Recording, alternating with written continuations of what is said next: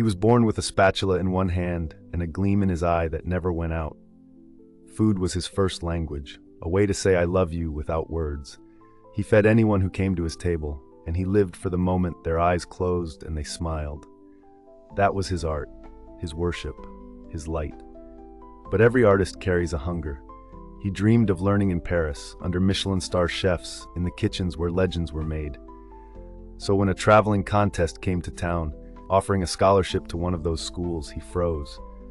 The paper in his hand felt heavier than it should have.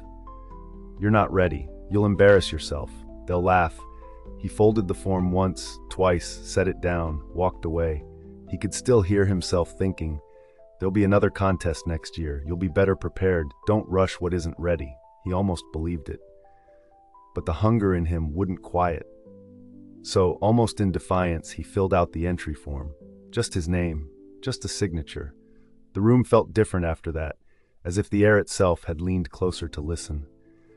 That night, he stayed up perfecting his dish, cutting apples into thin crescents, dusting sugar across their skin like snowfall before dawn.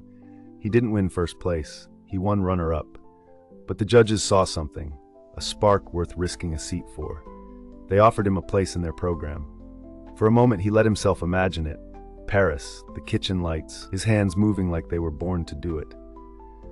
And then the thought crept in again, soft, reasonable. Sometimes reality doesn't live up to the dream. You don't want to ruin a dream that perfect. He stood still, the paper trembling in his hand, his excitement cooling to doubt. He reached for the mixing bowl, hands steady, heart loud.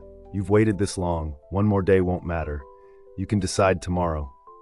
He set the bowl down, opened the fridge. Cold air brushed his wrist. No one's expecting this of you. No one will care if you don't go. He shut the door too hard, jars rattling in protest. He lined up ingredients, sugar and spice, trying to drown out the noise in his own head. You'll look foolish in front of real chefs. You'll mess it up and never forgive yourself. Keep the dream perfect. It's safer that way. He drew a shape on the fogged window, watched it vanish. Maybe they were right. Maybe it's better to love the idea than risk the real thing. His pulse thudded in his ears. He gripped the counter, feeling the cold marble against his skin. Then something in him snapped cleanly back to life. No, not this time. He turned the flame back on. The sugar hissed, melted to gold, one ingredient at a time, one heartbeat at a time. That's how he broke the spell. He signed the form, packed his bag, boarded the plane. As the engines roared, his thoughts whispered again. You could still go home. You don't belong there. They'll know you're faking it. He clenched the armrest, closed his eyes, and pictured the scent of caramel, steady, golden, alive.